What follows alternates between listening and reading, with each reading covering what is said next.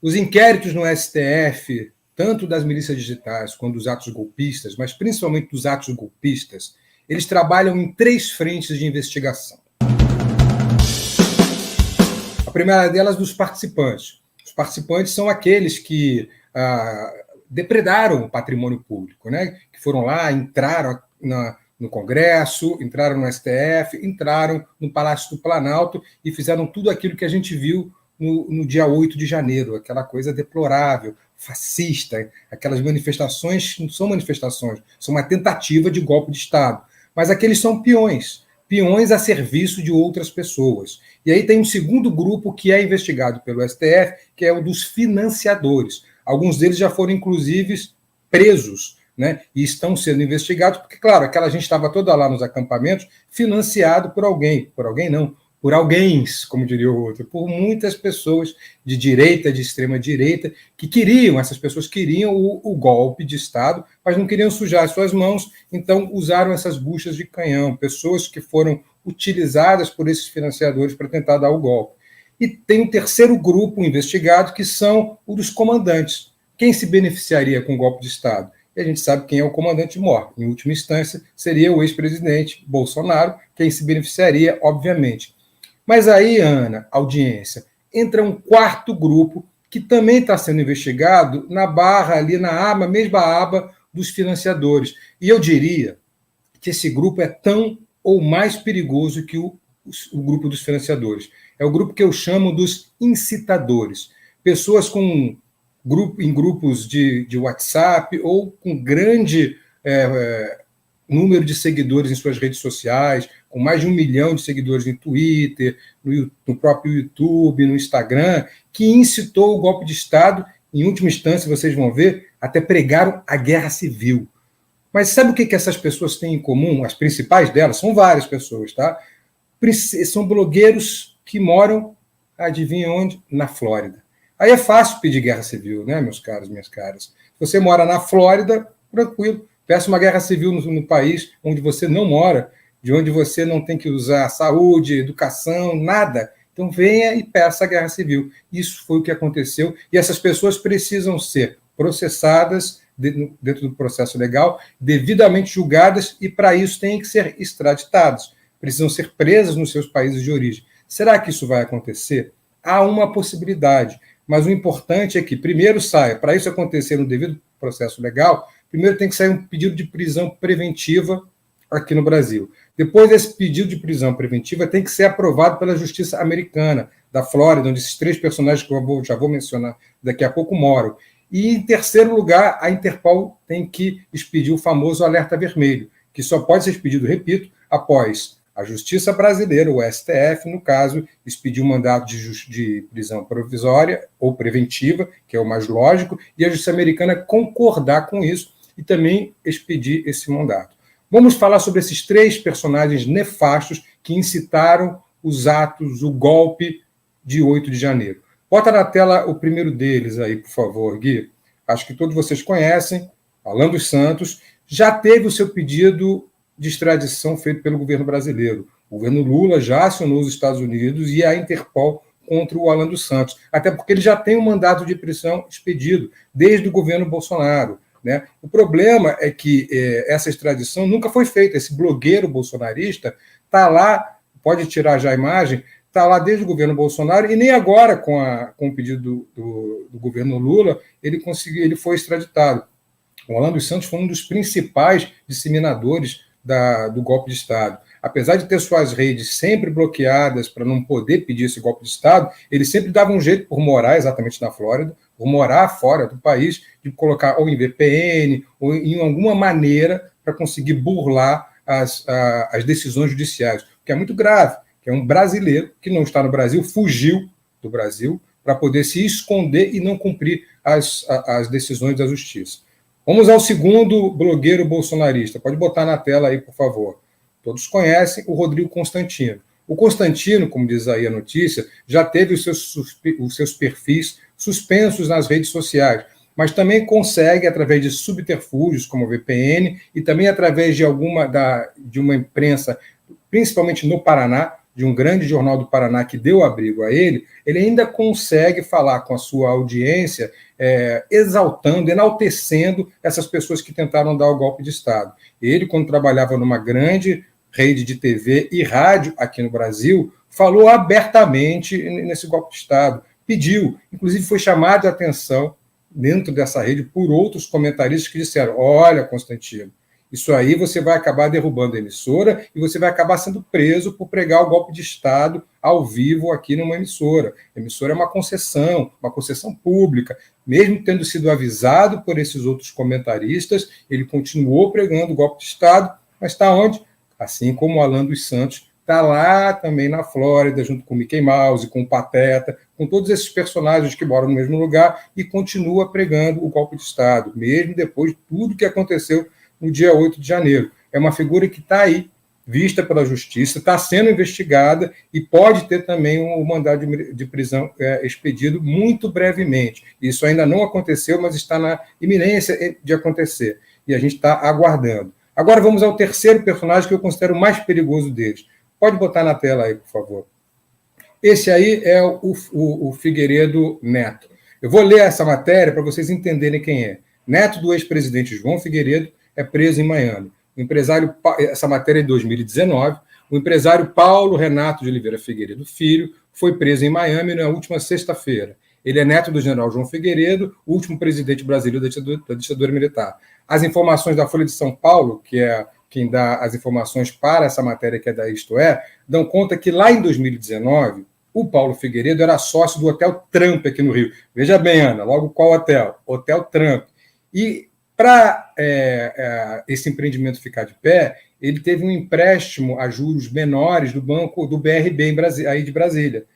E além de ter esse empréstimo a juros menores, que foi já uma coisa por debaixo dos panos, com propina, segundo a matéria da Folha de São Paulo, ele também foi o administrador do hotel durante a obra aqui. E segundo a reportagem da Folha de São Paulo, ele emitia notas frias para conseguir desviar dinheiro da obra. Lembrando que parte do investimento do Hotel Trump era de um fundo de pensão público. Então, na verdade, ele estava roubando dinheiro público, além do dinheiro do empréstimo do BRB com juros menores. Então, ele conseguia roubar do próprio empreendimento. De novo, segundo palavras da Folha de São Paulo e da revista Isto É, que publicou também essa matéria. Ou seja, em 2019, o neto do ex-ditador, do ex-presidente João Batista de Oliveira Figueiredo, comentarista com mais de 1 milhão de seguidores no Twitter e aqui no YouTube, ele já foi preso e pediu, de outubro para cá, o golpe de Estado. Mas ele não pediu só o golpe de Estado.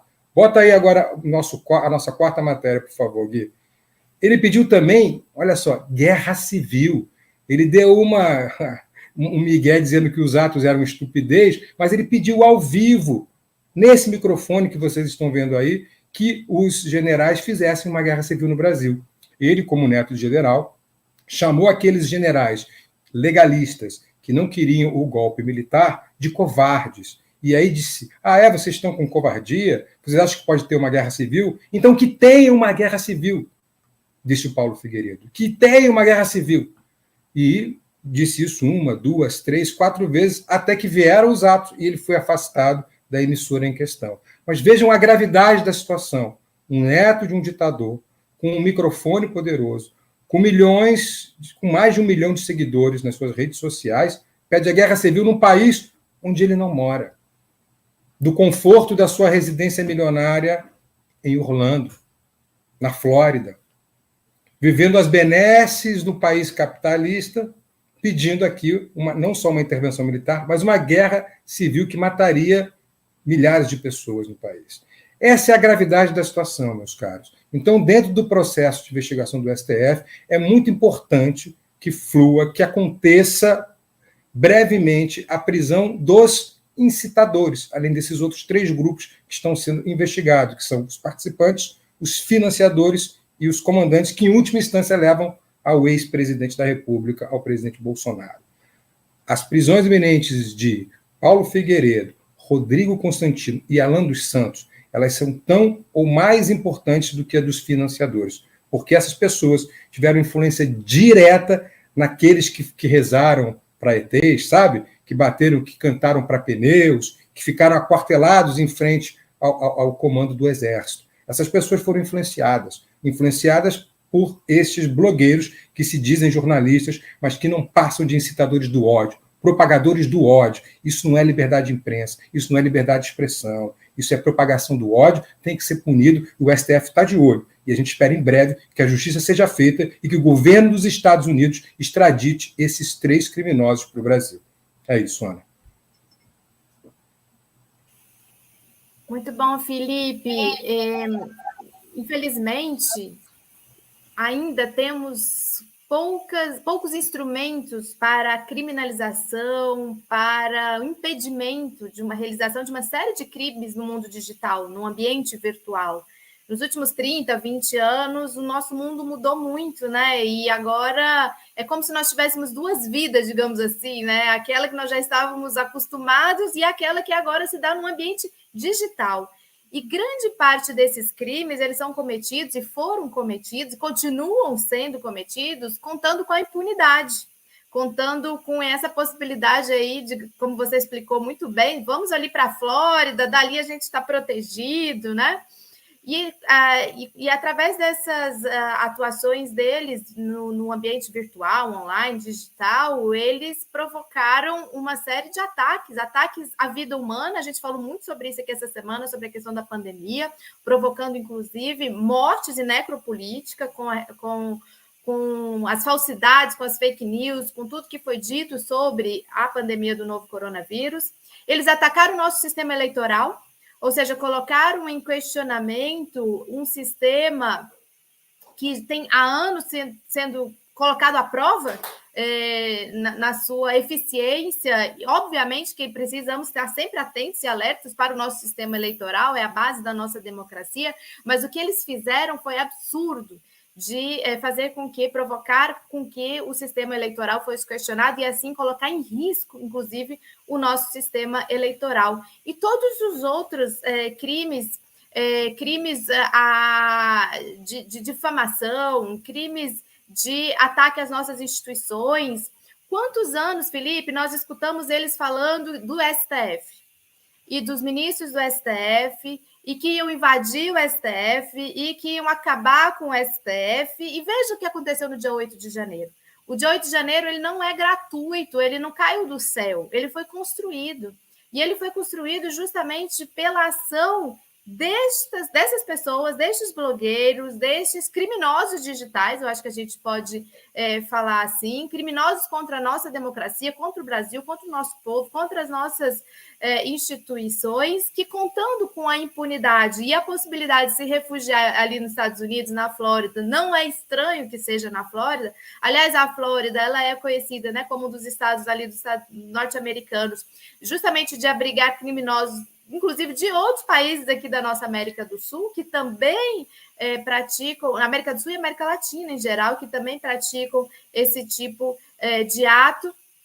E a gente espera, então, que agora a justiça norte-americana também, que haja colaboração da justiça norte-americana com a justiça brasileira, no sentido de que essas pessoas possam ser punidas. Esse Figueiredo Neto, eu já tive a infelicidade de acompanhar, inclusive, algumas entrevistas e falas dele. Ele é um incitador de ódio, ele é um incitador justamente da guerra civil, como você bem apontou ali na matéria que você traz, incitador de desestabilização, no sentido pior que isso pode ter contra a nossa democracia. Então, o que a gente espera é que essas pessoas sejam realmente processadas, julgadas, criminalizadas, se forem provados esses crimes, punidas, para que a gente possa melhorar o ambiente também, o ambiente político brasileiro, sair dessa zona cinzenta, marcada justamente pela impunidade, pela facilidade de você fazer difusão de fake news, de mentiras, de desinformação, manipulação da opinião pública, porque isso é uma manipulação da opinião pública,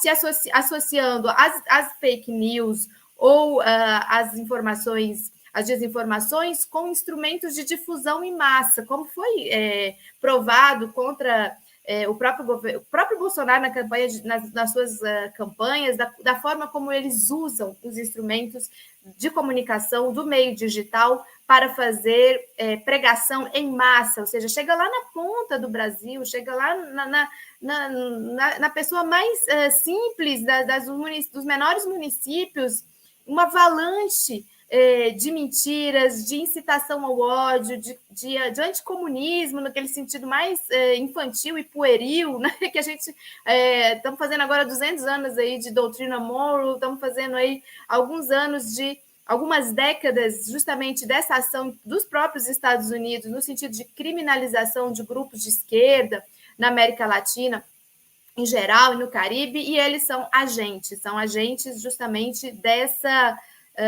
desse caos, que é um caos que facilita a emergência de lideranças tão desqualificadas, absolutamente desqualificadas, como foi o Bolsonaro, a ponto de chegar à presidência do Brasil, um deputado sem projeto, um deputado que vivia andando pela Câmara de forma errática, entrava nas comissões para proferir impropérios, para dizer que o golpe foi insuficiente, não matou todo mundo, o golpe de 64, que as pessoas estavam procurando seus desaparecidos, estavam procurando osso igual cachorro, ou seja, esse tipo de pessoa que chegou à presidência do Brasil justamente por conta dessas ações. Então, a gente espera que haja nos próximos semanas, próximos meses, boas novidades desses processo das milícias digitais, processo do 8 de janeiro, para que a gente possa ter um ambiente melhor na política brasileira.